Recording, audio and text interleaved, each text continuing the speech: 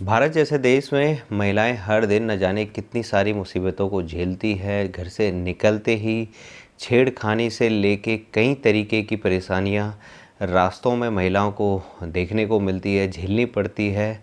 अभी कुछ दिन पहले जिस तरीके से बंगाल में एक बहन की निर्मम हत्या कर दी गई, उसके साथ जिस तरीके से रेप की घटना घटित हुई, वाकई में पूरा देश हिल गया और निर्भया कांड की जो यादें थी वो ताज़ा हो गई और पूरे देश में जो है इस जघन्य अपराध के प्रति आक्रोश था।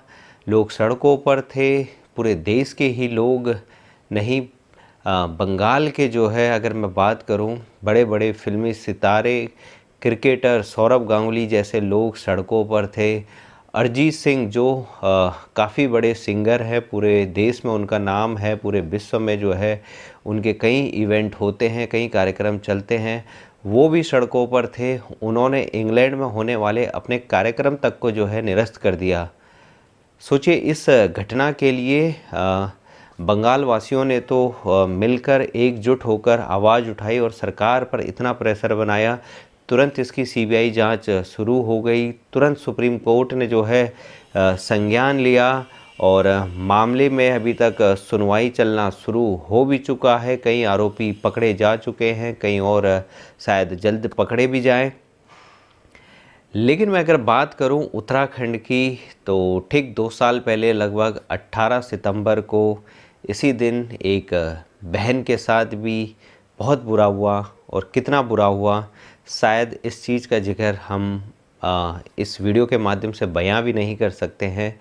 लेकिन इस जघन्य अपराध में क्या न्याय हो रहा है? मैं बात कर रहा हूं उत्तराखंड की अंकिता भंडारी की, जिनकी 18 सितंबर को हत्या कर दी गई थी। उसके बाद उनकी लाश को नदी में फेंक दिया गया। हालांकि उसके बाद बॉडी मिल गई, लेकिन जैसे ही पता लगा कि हत्यारे पॉलिटिशियन हैं, हत्यारों का लिंक नेताओं से है, वैसे ही इस केस को दबाने की पूरी साजिश शुरू हो जाती है। लोग सड़कों पर कुछ दिन तक तो धरना प्रदर्शन करते हैं, लेकिन उसके बाद सब कुछ भूल जाते हैं। एक माँ जो है पिछले 2 साल से इंसाफ के लिए सड़कों पर रो रही है, उम्मीद लगाए बैठी है कि कुछ तो न्याय होगा, लेकिन मुझे नहीं लगता कि कुछ होने वाला आगे। जिस तरीके से सब कुछ शांत है, सब कुछ दिख रहा है सामने सामने, तो मुझे भी उम्मीद कम है कि इसमें वो न्याय होगा जो होना चाहिए। क्योंकि उत्तराखंड की जनता इस केस में सीबीआई जांच की मांग कर रही थी, लेकिन कोई सीबीआई की जांच नहीं हुई। सबसे बड़ी बात कि वहाँ पर रिजॉर्ट तोड़ा गया, और रिजॉर्ट किसने तोड़ा ये सबको पता है, और उसके बाद भी कोई कार्रवाई नहीं होती है। लेकिन 2 साल हो गए, 2 साल में आज तक उत्तराखंड सरकार ये पता नहीं लगा पाई कि आखिर ये हत्या क्यों हुई थी। हत्या का मुख्य कारण क्या था? क्या हत्या का मुख्य कारण रेप था, जोर ज़बरदस्ती थी, या फिर हत्या का मुख्य कारण किसी वीआईपी को एक्स्ट्रा सर्विस देना था? जैसा कि जो है अंकिता के दोस्त ने बताया कि उसको वीआईपी सर्विस देने के लिए फोर्स किया जा रहा था किसी व्यक्ति को। क्या ये हत्या का कारण था? आज तक कभी भी जो है इस केस में खुलासे नहीं हो पाए। लेकिन हैरानी की बात तब होती है जब इतना बड़ा एक कांड उत्तराखंड देवभूमि में हो जाता है, और उत्तराखंड के बड़े बड़े लोग, चाहे वो उत्तराखंड के बड़े बड़े फिल्मी सितारे हों, चाहे वो उत्तराखंड के बड़े बड़े गायक हों जो आज बॉलीवुड में गाने गाते हैं, जो आज विदेशों में बड़े बड़े इवेंट करते हैं, उन्होंने 2 शब्द तक नहीं कहे। बंगाल के केस से जो है इन लोगों को सीखना चाहिए किस तरीके से लड़ा जाता है, जुल्म के खिलाफ एकजुट हुआ जाता है। लेकिन उत्तराखंडियत मुझे लगता है सिर्फ़ और सिर्फ नाच गानों तक सीमित है। यहाँ बड़े बड़े सितारे आते हैं, नाच गाना करते हैं, लेकिन जब ज़रूरत पड़ती है एकजुट एकमुठ होकर आवाज़ उठाने की, तो चुप हो जाते हैं। चुनाव आएंगे तो ये ज़रूर नेताओं के साथ आपको घूमते हुए दिखेंगे, उनका प्रचार करते हुए दिखेंगे, लेकिन जब एक बेटी को न्याय दिलाने की बात आती है तो ये सब लोग शांत हो जाते हैं। उत्तराखंड के कई ऐसे क्रिकेटर हैं जो आज देश के लिए खेल रहे हैं, कई ऐसे बड़े गायक हैं जो बड़े ही लेवल पर गाने गाते हैं, फिल्मों के लिए गाना गाते हैं, लेकिन धरातल पे देखा जाए तो अंकिता जैसी बहन के लिए कोई आवाज़ नहीं। अंकिता ही न जाने ऐसी कितनी ही हत्याएं हुई थी। कोलकाता का जब कांड हुआ था उसी के ठीक 2 दिन बाद उत्तराखंड में भी एक नर्स की हत्या कर दी गई, लेकिन आज तक क्या हुआ उस केस में? क्या वहाँ भी सीबीआई जांच चल रही है? क्या वहाँ भी सुप्रीम कोर्ट सुनवाई कर रहा है? क्या वो बहन इस देश की बेटी नहीं थी?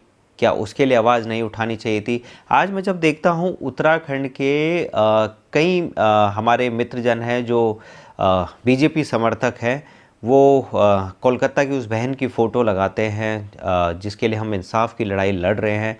और बिल्कुल मैं उनके साथ हूँ कि आपने अच्छी फ़ोटो लगाई, बिल्कुल इंसाफ के लिए सबको आवाज़ उठाना चाहिए। लेकिन उन बेटियों के लिए भी तो थोड़ा बोलिए जो आपके घर की बेटियाँ हैं। उनके लिए कौन आवाज़ उठाएगा? उनके लिए क्या इंसाफ हो रहा है? क्या उनके साथ वो न्याय नहीं होना चाहिए था जिस तरीके की कार्रवाई अभी तक कोलकाता केस में चल रही है?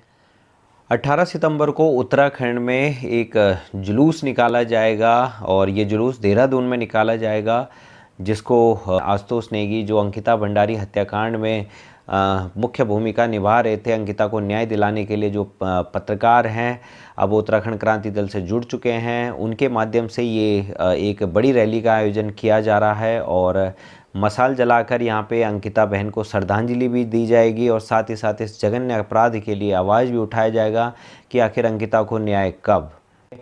सभी लोगों को राजनीतिक दलगत की राजनीति से हटकर जब तक लोग नहीं आएंगे तब तक जो है मुझे लगता है बदलाव नहीं होगा। बंगाल के उन नेताओं से लोगों को सीखना चाहिए जिन्होंने ममता बनर्जी की पार्टी के खिलाफ आवाज़ उठाई और ममता बनर्जी की खुद की पार्टी के उन सांसदों से, उन विधायकों से सीख लेनी चाहिए उत्तराखंड के उन विधायकों को जिन्होंने अपनी बेटी के खिलाफ जब अन्याय हो रहा था, बंगाल में जो जघन्य अपराध हुआ वहाँ पर अन्याय हो रहा था, सही से जांच नहीं हो रही, तो अपनी ही सरकार के खिलाफ आवाज़ उठाई, इस्तीफे दिए। इसे कहते हैं सच्चा नेता।